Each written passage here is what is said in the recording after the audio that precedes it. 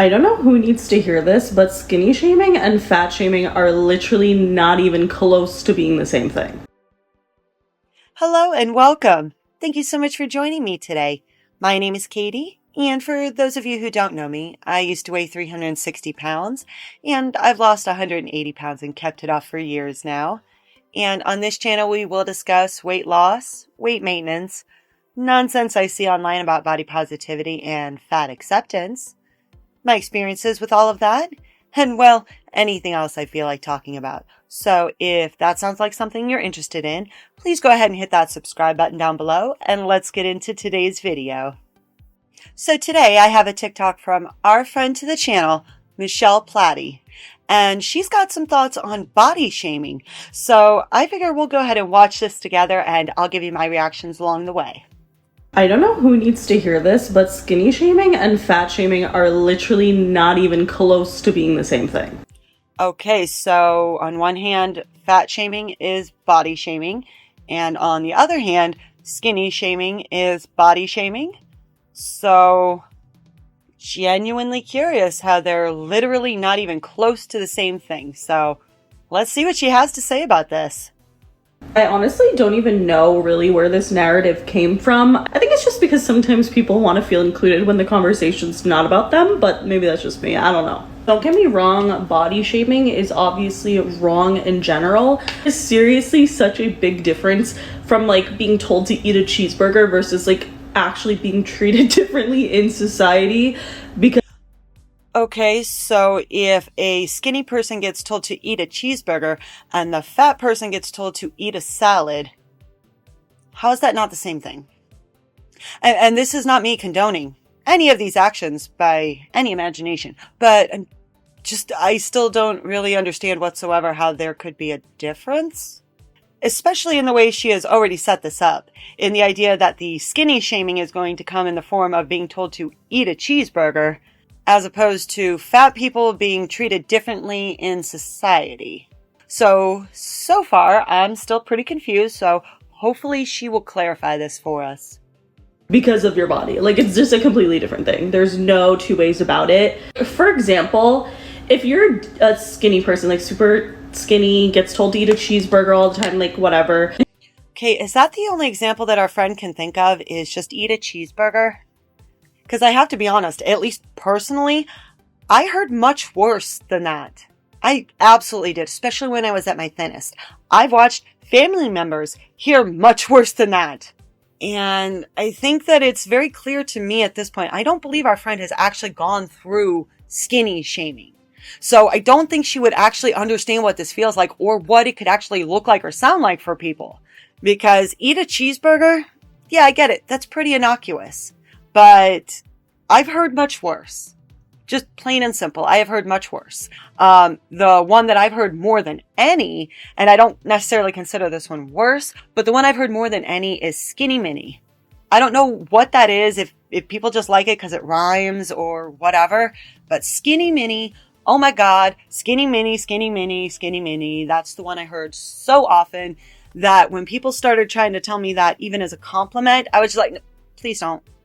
Because after you hear something repeated over and over and over again, no matter how innocuous or no matter how harmless it might seem, it is at the very least annoying.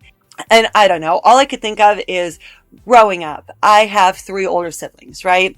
And especially my brother, who is closest in age with me, he and I would do all we could to just try to get under each other's skin and piss each other off. I don't know why siblings do this, but we definitely did. And once my brother figured out something that got under my skin, what would he do? He would sit there and repeat it over and over and over again. And again, usually very innocuous, very harmless. But after the repetition of it and him getting under my skin, and, you know, of course, me being a child and not being able to regulate my emotions very well, oh yeah, there were plenty of times it nearly came to or did come to blows. So I can very much understand that being told the same thing repeated over and over again, even if it's innocuous, isn't always fun to deal with either.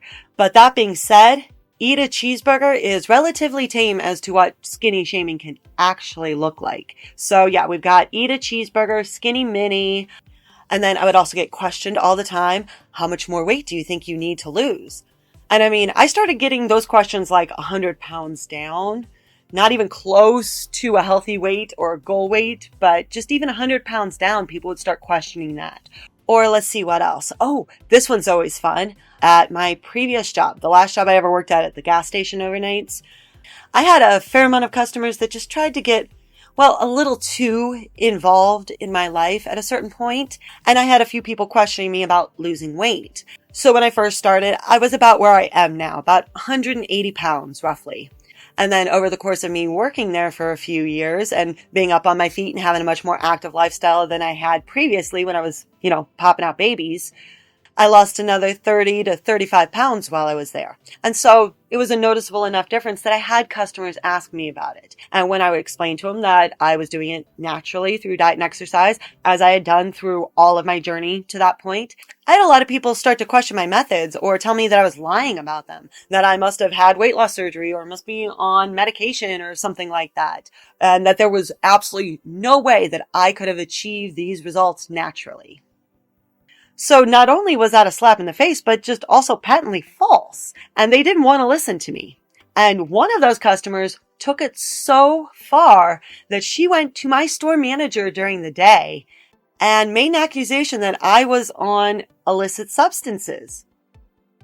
Nearly cost me my job. So yeah, skinny shaming can go a hell of a lot further than just eat a cheeseburger. But let's see what her example is that apparently makes fat shaming so much worse. When you start dating someone who is average size, are people going to question that relationship and start to ask if your partner has a fish? It would depend on how thin that individual is. Because when it goes to extremes, then yeah, people are going to notice and people will at the very least have questions. And I mean, if our friend doesn't believe me on that, just look at the discourse around Cynthia Erivo and Ariana Grande. I mean, ever since Wicked came out, there's been about as much talk about the movie as there has been about their weight. And people questioning what's truly going on there. So, yeah, when it does go to extremes, people will at the very least question it. No. That's just one issue, but there's honestly examples of so many things across the board. You also have to understand that, as a skinny person, you're not going to be denied a job or perceived as automatically lazy. Okay, so I think it's very clear that our friend doesn't have any experience on the opposite end of the spectrum because, yes, absolutely, I've heard of people being denied jobs because they were perceived as being too thin. And they won't be told that they're too thin for the job, but often they'll be told that they don't think that they can physically meet the requirements. Typically, it's going to be a job that requires some strength to it. So genuinely curious, does our friend here think that if somebody was trying to go get a job at a construction site, for example, and you had somebody who was fat or you had someone who was very thin, who do you think is going to be perceived as being stronger? Right off the rip, the fat person, every single time. And I witnessed this in my own personal life. My ex-husband was a very large individual. He's about 6'4", and he was just under 300 pounds when we had gotten married, very young. And by the time we had split up, he was probably close to about 400 pounds. So he was not a small individual by any stretch of the imagination. And because of that, I watched so many people in our lives assume he was strong. They would ask him to carry band equipment or help people move or lift certain objects at work, only to find out that just because he was large doesn't mean that was actually muscle underneath all of that. So I've certainly watched that. And I've also seen within my own family on the opposite side where very thin guys were passed over for jobs because that job didn't believe that they were strong enough to complete it. And it's not just that I think that our friend hasn't had the experience on the other side of this, but I think she's only looking at it through the scope of female body image. She is not looking at it at all through male body image and what I have seen men in my own life go through, let alone the way it's depicted in media. So if you want to depict a nerd in a movie, what's the easiest way? Make them really, really, really thin because they obviously couldn't be a jock, right? And maybe I'm just thinking about some of the media that I grew up watching in the 80s and 90s.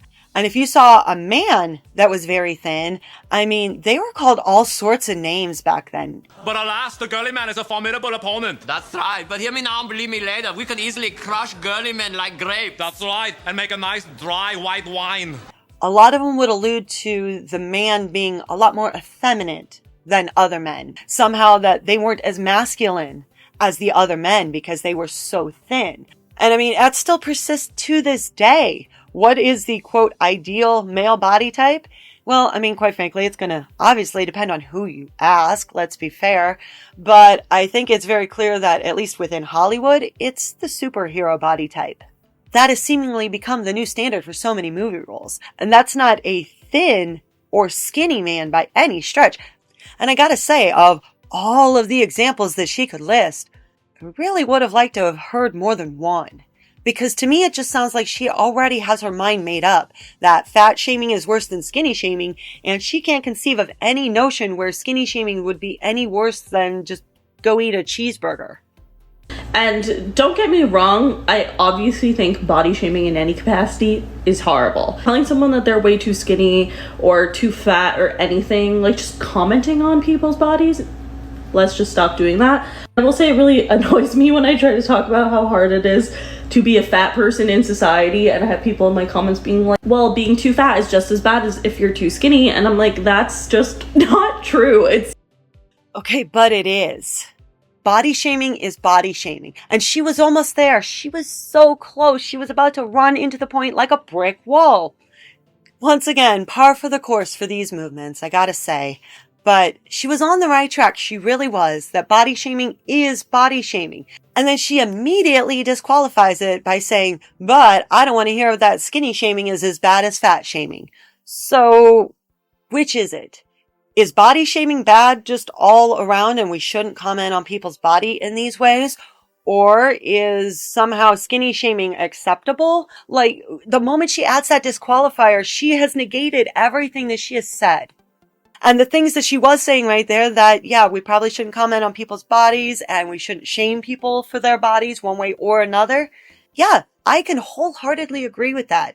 And then she loses me the moment she disqualifies it. And then has to make it that fat shaming is so much worse than skinny shaming. When, at least in my personal experience, it didn't feel good on either side. It really, truly didn't. It never feels good to get called names. It never feels good to get called a liar one way or another. And being told that I was fat when I was fat, I didn't like to hear it. Being called skinny mini repeatedly when I was thinner, I didn't like to hear that either. Because I know what people meant with the connotation of the way they said it, of how it was said, the context in which it was used. All of it was meant as a form of body shaming. And what it sounds like our friend is falling into the bad habit of doing is trying to quantify pain or comparing hurts. And I don't know, I was always taught that comparison is the thief of joy. And if you really want to be happy in your life, trying to compare who has it worse or who had it better than you or whatever the case may be, it never actually led me to happiness. It never led me to peace. It just made me feel worse in the long run, quite frankly. And that is actually backed up by psychology. So let's take a look. It says, comparing pain to others, also known as comparative suffering, can be harmful to mental health.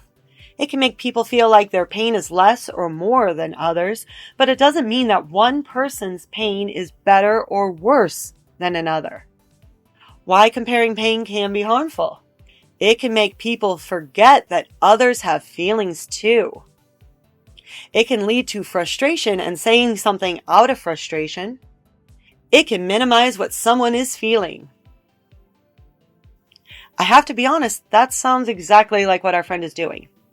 And unfortunately, this type of mindset, it sets people up to be just a perpetual victim. That no one could have it worse than me. No one could have it worse than my group. No one could have it worse than my situation. And the sad reality is once you set yourself up to be a permanent victim, what's your identity outside of that? Truthfully, I've seen people do this in my own life. I points in my own life have been my own worst enemy as well. And it can almost feel like it becomes a part of your identity. And that if you give up being the victim, you don't know who you are. And so at least when I was feeling that way, I had to figure out who I was. I had to figure out who I was outside of the pain or the hurt or the trauma I might have gone through. I had to figure out who I truly was without that. And so that way I could see a life without that. And it just feels like with these movements, with fat acceptance, and to some degree with body positivity, that they are always wanting to position themselves as a victim. No matter what the scenario is, they always have it the worst. I mean, just a couple of weeks ago, we had J-Bay trying to equate not fitting on an airplane seat with literal human rights violations. Because they have set themselves up to always be the victim. So no matter how bad it is for anyone else, theirs is the worst. So it doesn't matter that skinny shaming is just as bad as fat shaming. They have already set it up so that they have it the worst. It's not. I'm sorry. And there's just such a stark difference here. I don't know how people don't see it. Making fun of someone because they're too skinny is bullying. Making fun of someone because they're too fat is also bullying. But understanding that the way that fat people have to go through society, with fat phobia being what it is that it's not just bullying. It's also just genuinely people looking at you differently and immediately having preconceived notions of you, stereotypes of you, literally because of your body size. And that happens if you're thin too. Especially if you're very thin. It absolutely does happen. It can happen if you're very tall. It can happen if you're very short. And guess what? Growing up and, pretty much my whole life, it can happen if you have red hair too. There's stereotypes about so many different groups of people. And that doesn't mean that it's okay. That doesn't mean that they are accurate stereotypes by any stretch. But this notion that somehow theirs is the worst because they have stereotypes. I mean, again, just a couple of weeks ago, we had J-Bay over here trying to equate fat acceptance with the civil rights movement. So I guess I shouldn't be surprised. But again, she was so close to the point. It's bullying. And bullying is not okay in any form. It doesn't matter how the rest of society is. Bullying is bullying. And none of that should be acceptable. None of that should be okay. And the way that she's trying to position that fat people have it the worst of all, it is essentially excusing skinny shaming or any other types that isn't as bad as what fat people go through in her mind. And she keeps getting so close to the actual point. And then she just veers off into Delulu land, where fat people have it the worst of all, no matter how much anybody tries to commiserate with her or relate to her, no matter what anybody says to her, unless they agree that fat people have it the worst of all, she's going to tell you all the ways that fat people have it the worst of all. It's just, I don't know. It's not the same thing. It just really stresses me out when people think skinny shaming and fat phobia are the same thing because they are just so different. And no, they're not. They're just two different forms of body shaming. Body shaming should not be acceptable in any form. And if one is bad, the other's bad. And if one is the worst, the other should be the worst too. I don't know why this is so difficult for her to understand. I get that they're not the same thing in the notion that different words might be used, different assumptions might be made. But having gone through both, the way that it makes you feel is exactly the same. And unless our friend has experienced both, I'm not sure how she can sit here and say this so boldly and so confidently at this point. The same people who I just feel don't think that skinny privilege is a thing when it just absolutely is. I saw a study where skinny women were asked if they would rather get hit by a car or be fat, and most of them said hit by a car. Okay, it was a study? Really? And she has no link for it. She can't tell us where she saw this study. We just have to trust that this study exists and that's how it was presented. Either be hit by a car or be fat. And people chose to get hit by a car as opposed to being fat. So I gotta say, at the very least, I would have some qualifying questions personally, because the way that it's worded, it says get hit by a car. It doesn't say get run over by, get injured by, get unalived by, anything like that. It just says hit by a car. And I mean, me being the very literal individual that I am, I mean, I think of working the 13 years at McDonald's that I did in my life. And, well, of course, you're around the drive-thru all the time and lots of cars. So there have been numerous times when I was in the parking lot or running food out, etc., and cars bumped into me. So, yeah, I've been hit by cars numerous times. So if it's that kind of getting hit, yeah, sign me up every day of the week. Because all of those, at like the very most, I think I might have had a bruise like once or twice. But most of the time it was just a funny story. So that being said, I did actually show this clip to my husband earlier, and I let him know what I picked. And I explained to him what I'm about to explain to you. And at first he was a little horrified, but then he understood. So just walk with me on this, okay? So we'll assume that I choose to get hit by a car. And in doing so, I get injured. And we'll just say I break my arm. Well, if it's clean break, that's going to be about 6 to 8 weeks. So we'll say I have to spend 2 months in a cast. And then I have to spend a month in physical therapy once I get out of the cast. Is it going to be a pain in the ass to lose the use of one of my appendages? Yeah, absolutely. But in the grand scheme of things, that's 3 months. Okay. But if I were fat, let's just say I was 360 pounds again, and I was starting again at my heaviest weight. Well, first off, that took me about 7 years or so to lose all of the weight. So 7 years versus 3 months? Give me 3 months. Every time. Absolutely. Then that also doesn't include all of the other health issues that I had as well. So we'll just go ahead and assume that I would have the same health complications that I had the first time around when I was, 25. And we'll just ignore the fact that I'm 41 now and the health complications would likely be a lot worse. Let's just run down the list. I had hypertension. I had uncontrolled symptomatic PCOS. I had given myself obesity-induced asthma. My joints constantly hurt. I could no longer tie my own shoes. I was having trouble fitting behind the steering wheel of my own car. I was out of breath just going from my front door to the mailbox to go get my mail. And an incline? That was enough to take me out.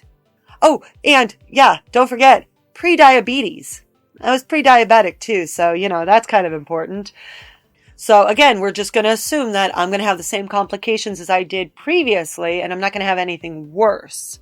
And yeah, I'm definitely going to choose getting hit by a car. Take that into account. There are people who would rather be hit by a car than look like me. That's not what she said. She literally just said, get hit by a car or be fat. She took a very generalized statement there and personalized it.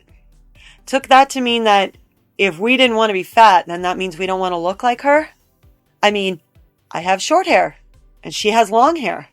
Does that mean she doesn't want to look like me with my short hair? Or does that have nothing to do with anything? And once again, our friend is personalizing this so that way she can set herself up to be the victim yet again.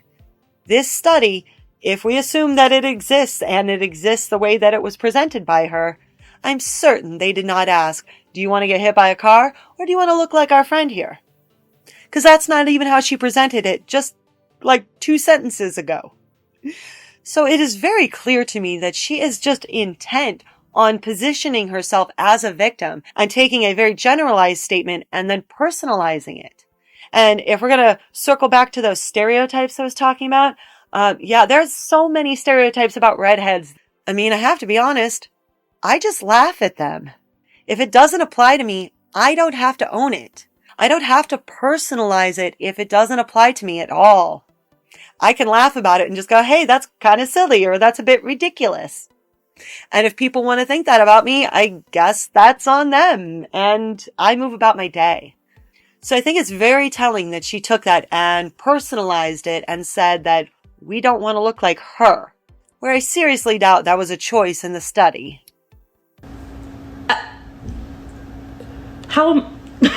That's just not a normal way to live. I'm sorry, that's just not.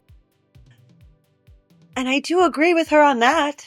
It's not a normal way to live because she is personalizing all of this. That fat shaming is worse than skinny shaming because that's what she has experienced.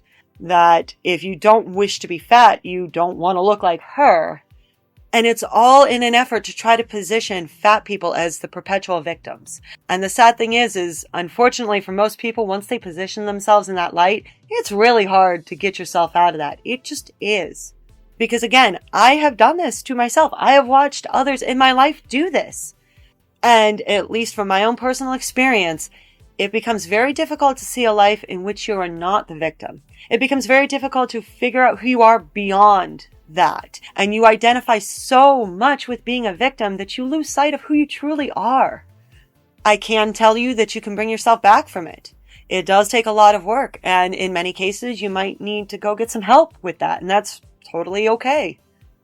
But what's not okay is positioning yourself as a perpetual victim and telling others that what they're going through is not as bad because you have it worse. I have to say, of all the things that fat acceptance and body positivity try to push, this is the one that gets under my skin more than just about all of them combined. Because more than anything else, it perpetuates this idea that people cannot change. And this idea that fat shaming is worse than skinny shaming, or fat people have it worse than anyone else in society because of how they're treated.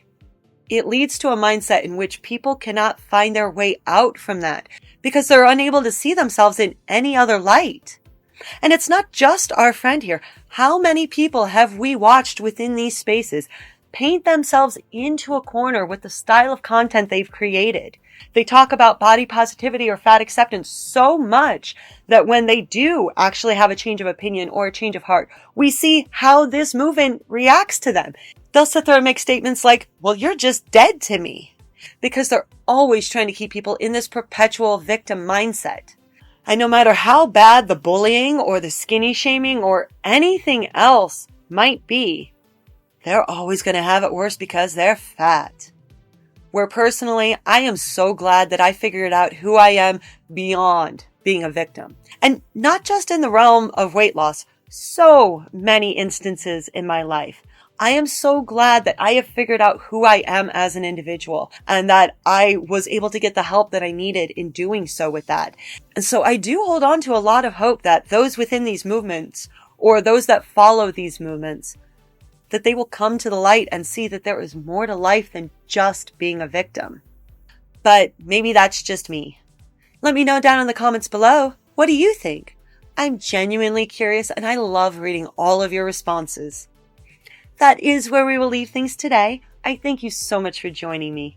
Please be sure to like, share, comment, and subscribe, and I will catch you all in the next one. Bye! Oh my goodness, Pokey, can we keep each other warm, baby? Yeah, that's what we've been doing all week. Oh my goodness, what a week. So typically I film on like Monday or Tuesday. And then it takes me a little bit to edit, and then I'll get it up like Friday or Saturday, sometimes Sunday, just depends, right? Well, it is Thursday when I'm filming this week because it has just been an insane week. First off, we had Monday night. We had Ohio State won the national championship. Yes! OH. Third Buckeyes championship of my lifetime I've gotten to witness. It was amazing. Winning never gets old. I'm just going to straight out say it never, ever gets old. Especially not when, your professional teams are Cleveland and the only championship we've had to speak of is the Cavs. So, winning never gets old. And then Monday, Tuesday, Wednesday, it was so unbelievably cold here. We had air temps below zero. We had wind chills like 20 to 25 below zero. We literally had to spend the last 3 days just huddled up trying to stay warm. I am not even joking. I know I've mentioned on here before that we don't have a working furnace in our house and we have to use space heaters, right? Which I gotta say, I'm very incredibly grateful. We do have space heaters. We have lots of warm clothes. We've got lots of quilts and blankets and we have ways to stay warm here. But those space heaters just can't keep up when it's that cold. There's no way. Yesterday morning, Wednesday morning this week, We had air temps down to like 10 to 15 below zero. It was just absolutely ridiculous. So by yesterday morning, my living room was down to 38 degrees. With 2 space heaters running in that living room, it's still 38 degrees. I can't believe we didn't have any pipes burst, if I'm being completely honest. Like, so incredibly lucky that we didn't have pipes burst. We stayed warm. And Ohio State won, so bye.